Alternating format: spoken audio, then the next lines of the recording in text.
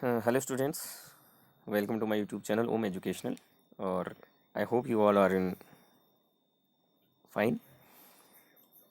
और आज हम शुरू करेंगे आपकी मिशन कोर्सेज ब्रिज कोर्स का थर्ड वीक का वर्कशीट, जो कि आज हम डिस्कस करेंगे एक्टिविटी नंबर 1 से एक्टिविटी नंबर 4 तक। और मैं उम्मीद करता हूँ कि आपने पिछली एक्टिविटीज़ भी अच्छे से कर ली होंगी। अगर नहीं कर पाए हैं तो फिर आप उनको कर लीजिएगा, मेरे चैनल पे आपको उसकी वीडियो मिल जाएगी। आज हम देखेंगे आपकी एक्टिविटी नंबर 1। अगर चैनल पर नए हैं तो इसको लाइक, शेयर, सब्सक्राइब और कमेंट ज़रूर करें, और वीडियो कैसी लगी इसको कमेंट करके आप बताएं। शेयर ज़्यादा से ज़्यादा कर दीजिए ताकि आपके अन्य दोस्तों को भी ये मिल सके और वो भी अपना काम कर सकें। तो चलिए शुरू करते हैं। Activity number 1, framing paragraph. यहाँ पे आपको एक पैराग्राफ फ्रेम करना है, जो कि हिंट आपको नीचे दिया हुआ है। ये हिंट्स दे रखे हैं और टाइमिंग दे रखी हुई है। ये हिंट्स दे रखे हुए हैं, यहाँ टाइमिंग दे रखी हुई है, और आपको एक पैराग्राफ इसमें से बनाना है। Ravi studies in a residential school, his time table is given below, frame one small paragraph based on the time table mentioned below. कहते हैं कि रवि एक रेजिडेंशियल स्कूल में पढ़ता है, छात्रावास वाला जो स्कूल होता है उसमें पढ़ता है। His time table is given below, उसका टाइम टेबल नीचे दिया हुआ है, और आपको एक पैराग्राफ इस टाइम टेबल के अकॉर्डिंग बनाना है। और किस टाइम पे वो क्या काम करता है, क्या एक्टिविटीज़ करता है, वो आपको इसमें दिया गया है। ये पैराग्राफ आपको इंग्लिश में फ्रेम करना है, तो आप थोड़ा सोच समझ करके इसको इंग्लिश में बनाएंगे, और इसमें आपके जो सेंटेंसेस रहेंगे वो मोस्टली सिंपल प्रेजेंट टेंस के रहेंगे।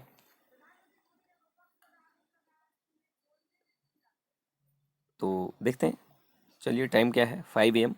5 AM पर वो करता है wakes up, brush and toilet and morning prayers. 5:30 to 6:30 PT, exercise and games. 6:30 to 7 AM bath। 7 to 7:30 breakfast, milk। 7:30 to 8 PM 8 AM gets ready for school, and 8:15 पर goes to school। तो आप लिखेंगे इसको, शुरुआत आप वहीं से करेंगे जो आपके ऊपर लिखा हुआ है, Ravi studies in a residential school. ये सेंटेंस आप लिख करके इसकी शुरुआत करेंगे, Ravi studies in a residential school. उसके बाद आप टाइम टेबल के अकॉर्डिंग उसकी एक्टिविटीज़ को सेंटेंसेस बना करके, छोटे छोटे सेंटेंसेस बना करके लिखना शुरू करेंगे। Ravi studies in a residential school, he wakes up early in the morning at 5 AM, brushes his teeth and goes to toilet, and after doing some morning prayers he takes part in exercise and games from 5:30 to 6:30 AM. At 6:30 AM he goes for a bath,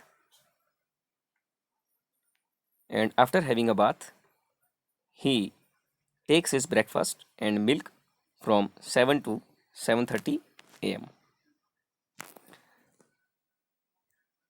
He gets ready for school from 7:30 to 8 AM, या फिर इसको लिख सकते हैं, he gets ready for school between 7:30 to 8 AM, and he goes to school at 8:15 AM। तो इस तरह से एक ही पैराग्राफ बन जाएगा। आप इसमें अपने अकॉर्डिंग भी कुछ इसमें चीज़ें ऐड और वो कर सकते हैं। Activity number 2, rearranging to make meaningful sentences. Look at the words and phrases below, rearrange them to form meaningful sentences. The first one has been done as an example. तो नीचे कुछ वर्ड्स और phrases दिए हुए हैं, इनको आपने rearrange करना है। यानी ये सेंटेंसेज में जहाँ पर ऑब्लिक करके जो लगाए हुए हैं, यहाँ पे आपको रीअरेंज करके इसको मीनिंगफुल सेंटेंस बनाना है। जैसे कि फर्स्ट वाले को आप देखेंगे, एग्जाम्पल फर्स्ट वाला आपके लिए सॉल्व करके दिया गया है। पहले तो आपको वो आगे पीछे करके दिया है, और उसके बाद जो बोल्ड लेटर्स में लिखा हुआ है ये आपको आफ्टर सॉल्व के बाद दिया हुआ है। The most important task oblique is to defend oblique an air attack oblique of the air force oblique by an enemy oblique the country oblique against. तो ये सब अगर इनको हम एक साथ लिखेंगे तो इससे कोई सेंटेंस मीनिंगफुल सेंटेंस फॉर्म नहीं हो रहा है। मीनिंगफुल सेंटेंस बनाने के लिए इनको सब्जेक्ट, वर्ब और जो ऑब्जेक्ट हैं उनको हमको सही स्थान पे रखना है। द मोस्ट, अब इसको सही बना के दिया हुआ है, the most important task of the air force is to defend the country against an air attack by an enemy. तो इससे क्या हो गया, ये पूरा सेंटेंस सही बन गया।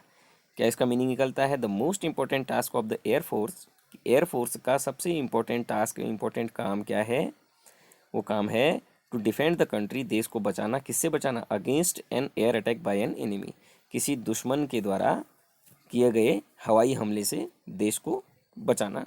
ये जो है एयरफोर्स का सबसे इम्पोर्टेंट टास्क है। तो अब चलते हैं इसके फर्स्ट सेंटेंस की ओर, जो कि आपको दिया हुआ है। A, when the enemy oblique destroy the enemy planes oblique sends planes to attack our planes must. अब यहाँ पे क्या है,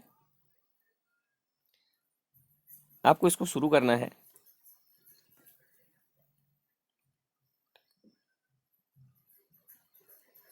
व्हेन द एनिमी से। When the enemy sends planes to attack, उसके बाद ये आ जाना है आपका, फर्स्ट में ये आना है when the enemy sends planes to attack, फिर कॉमा, आवर प्लेन्स मस्ट, ये पूरा एक ही है, एक ही फ्रेज है, our planes must destroy the enemy planes, फिर थर्ड नंबर पर ये आना है। उसके बाद आप देखेंगे सेकंड वाले को, सेकंड वाले में है we can the enemy planes the approach of if we know about do this only. तो यहाँ पे कैसे इसको करना है, वी कैन से शुरू करना है, we can do this, we can सबसे पहले, फिर उसके बाद do this only if we know about, उसके बाद if we know about the approach of the enemy planes. इस तरह से इसको बनाना है। See, we have called radar of equipment for this purpose a special kind. तो वी हैव से शुरू करना है, we have a special kind of equipment called radar for this purpose. We have a special kind of equipment called radar for this purpose. हमारे पास क्या है, इस काम के लिए एक स्पेशल प्रकार का, विशेष प्रकार का इक्विपमेंट, यंत्र है जिसको हम रडार कहते हैं। लास्ट वन है the air force the enemy planes by shooting down can protect our planes. तो द एयरफोर्स से ही शुरू करना है, the air force can protect our planes by shooting down the enemy planes. The Air Force can protect, ये 2 number पर, first 2, second number, third number our planes.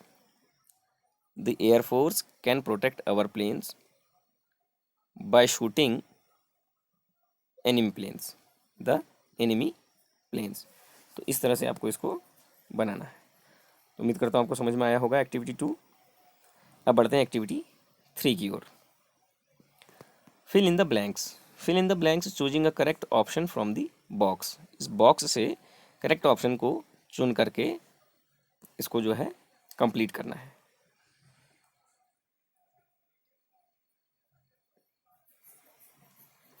Of, at, which, because, at, then, at, the, ये कुछ words हैं। तो इनको जो है आपको करेक्ट प्लेस पर रखना है। Passenger airplanes mostly fly at speeds less than that of sound. Passenger airplanes mostly fly at speeds less than that of sound. Airplanes which can fly airplanes which can fly at greater speeds have been built. This is because this is because this is because if they fly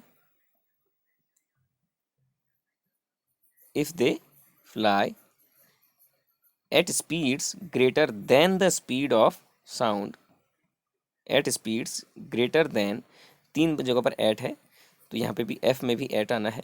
eight speeds greater than the speed of sound, then G वाले में then आना है, T H A N, then the speed of sound, the fuel H वाले में आना है the fuel consumption increases enormously. तो ये इस तरह से आपको इनमें ये प्रीपोजिशंस भरने हैं। Activity number 4 using punctuation marks, और ये उतना कोई इजी मतलब डिफ़िकल्ट नहीं है। पंक्चुएशन मार्क्स आप पहले भी इसको देख चुके हैं। Punctuation means the right use of putting in points और stops in writing the first letter of a sentence and a proper noun is always a capital letter.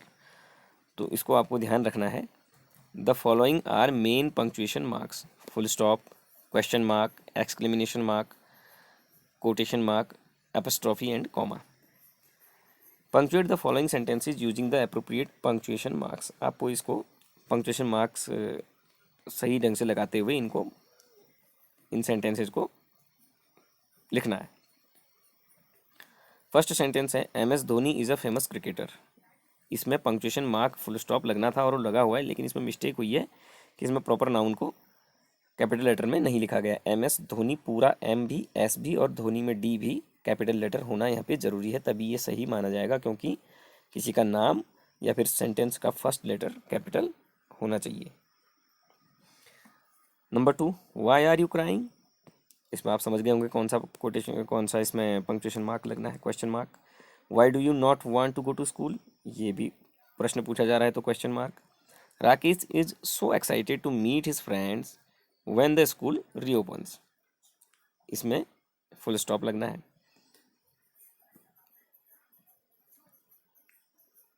और फिफ्थ वाले में Imran, Rohan and Sanjay often play together. अब यहाँ पे comma लगना है। Imran, Rohan and Sanjay, तीन लोग हैं। रोहन और संजय के बीच में तो एंड लगा है, लेकिन इमरान और रोहन के बीच में कोई भी कॉमा नहीं है। इमरान रोहन किसी एक का नाम नहीं है, बल्कि इमरान अलग है और रोहन अलग है। और रोहन में आपको आर को कैपिटल बनाना है, संजय का एस भी कैपिटल बनाना है, और इमरान और रोहन के बीच में कॉमा लगाना है। इसमें इतना काम आपको करना है। सिक्स्थ वाला है he asked when will we meet again. He asked when will we meet again, तो ये जो है इसमें लगेगा quotation mark. He asked, he में एच कैपिटल होगा, ही आस्क्ड ये कॉमा, उसके बाद डबल इन्वर्टेड कॉमा शुरू हो जाएंगे, फिर लगेगा when will we meet again question mark और डबल कॉमास क्लोज हो जाएंगे। तो मैं समझता हूँ आपको समझ में आ गया होगा। एक्टिविटी 5 से आगे हम अगले वीडियो में डिस्कस करेंगे। आज के लिए इतना ही, और इसको आप अच्छे से कीजिए अपनी कॉपी में।